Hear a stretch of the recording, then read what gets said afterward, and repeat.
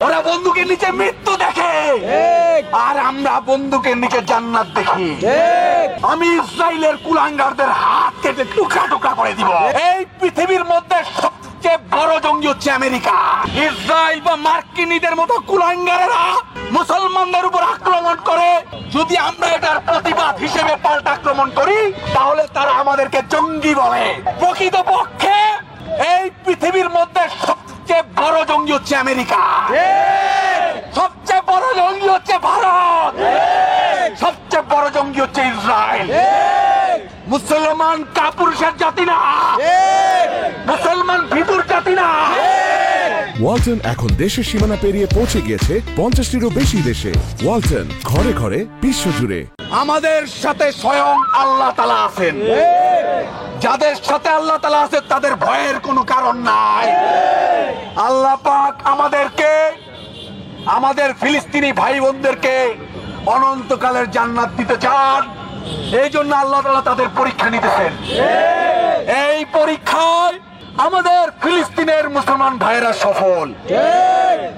এখন আমরা মুসলমান দেশ হিসেবে যেহেতু আমরা জিহাদের ময়দানে যেতে পারছি না, সেই ক্ষেত্রে আমাদের ইমানই কিছু দায়িত্ববোধ আছে।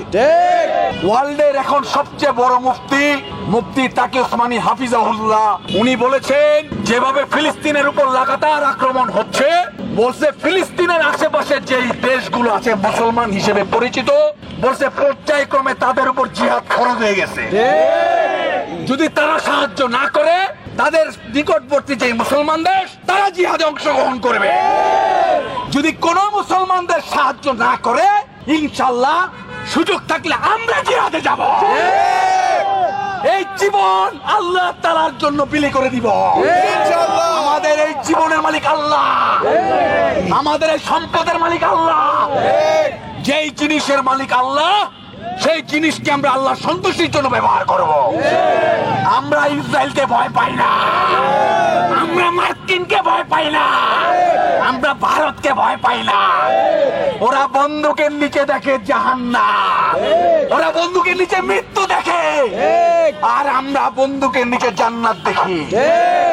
যদি আমাকে জিজ্ঞেস করা হয় যে আল্লাহ তাআলা যদি তোমাকে সুযোগ দেয় তুমি কি চাও, আমি আল্লাহ তাআলাকে বলবো, আল্লাহ আপনি আমাকে শাহাদাতের মউত দেন, যে মউতের উপর আপনি সন্তুষ্ট, এবং আমি ইসরায়েলীদেরকে হত্যা করে মউত চাই। আমি ইসরায়েলের কুলাঙ্গারদেরকে মউত দিতে চাই। যদি কখনো সুযোগ থাকে আমি ইসরায়েলের কুলাঙ্গারদের হাত কেটে টুকরা টুকরা করে দিব।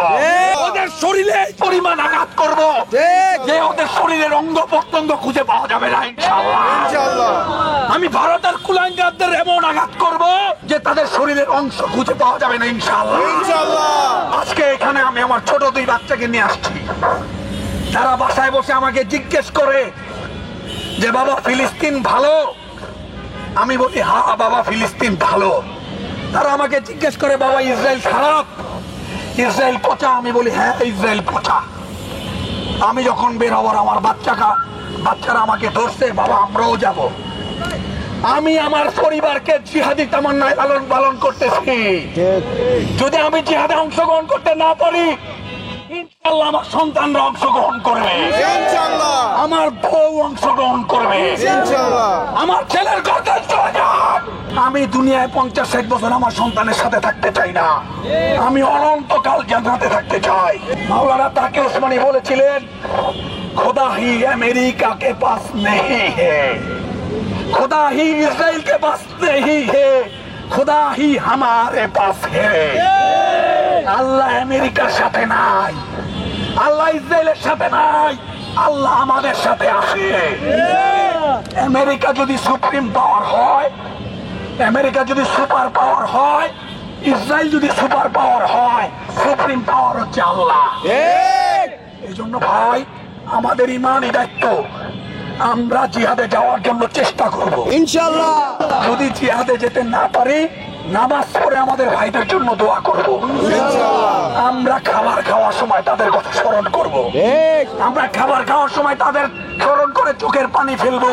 আপনারা দেখেছেন কিভাবে ছোট ছোট শিশুদেরকে অনাহারের কষ্ট দিয়ে মারা হইতেছে।